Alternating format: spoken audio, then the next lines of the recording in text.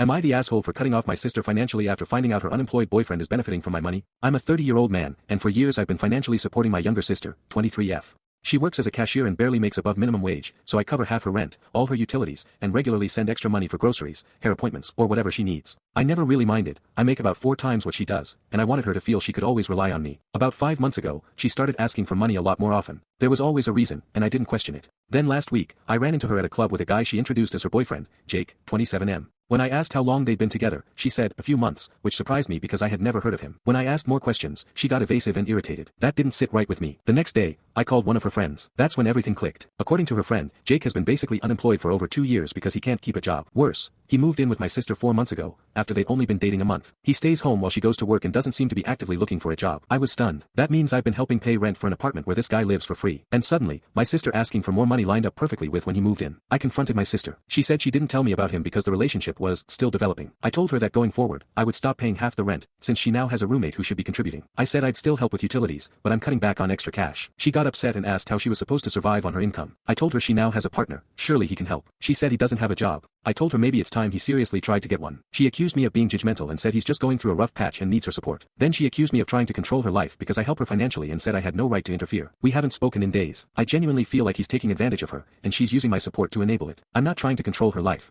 I just don't want to bankroll an unemployed boyfriend I didn't even know existed. So, am I the asshole?